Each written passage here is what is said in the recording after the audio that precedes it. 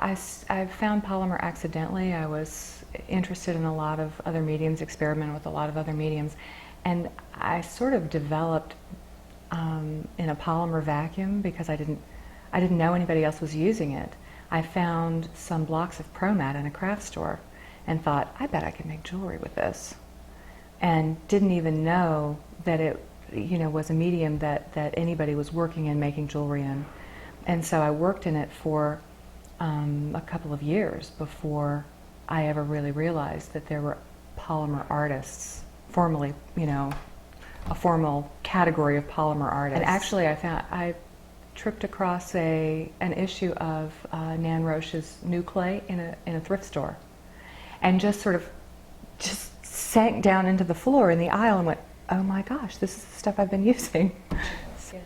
I've always just admired the Japanese aesthetic, the sort of elegant simplicity of what they do, the very sort of gentle and almost deceptive perfectionism in their work. Are you a perfectionist? An extreme perfectionist, which, really, it's not something that I would wish on anyone, because it causes you to not be able to work very quickly, and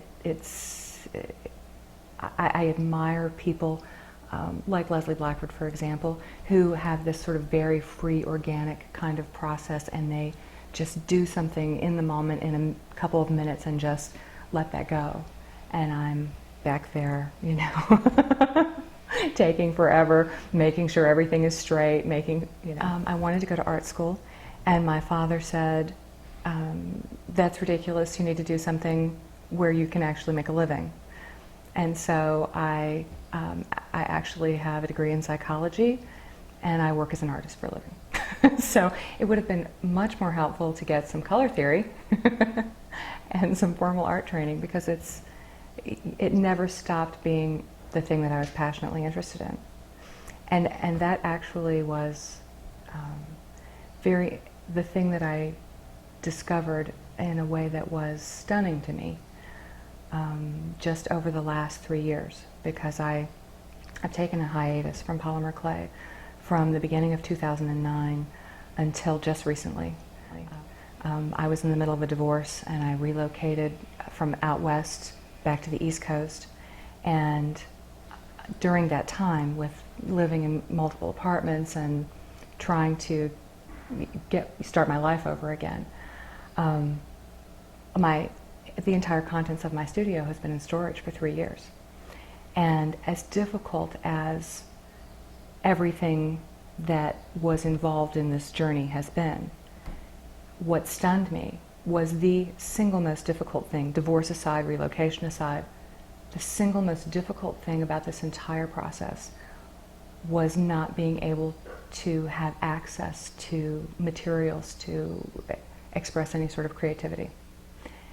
And I just found it astonishing that that was the thing that was the hardest to deal with of everything.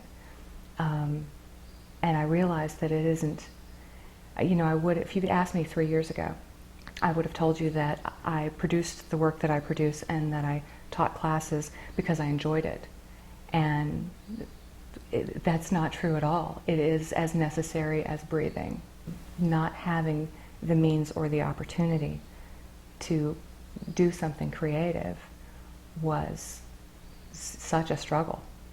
The thing that I missed most was teaching classes, because it allows you to do a couple of things. It allows you to be continually creative and come up with new things. I mean, you have a reason to come up with new things all the time. The other thing is that there is such a joy and energy in a room full of people who are there because they want to do something creative.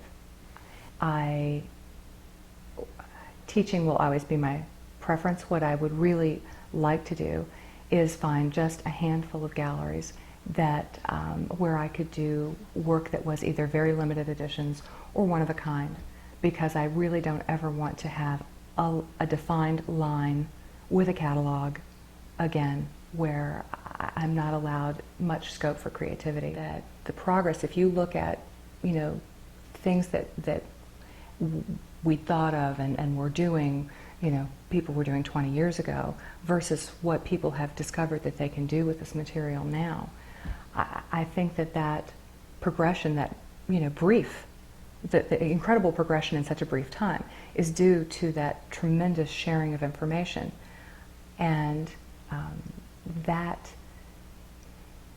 sort of joy in learning and that sharing of creativity was very difficult to live without during that time period.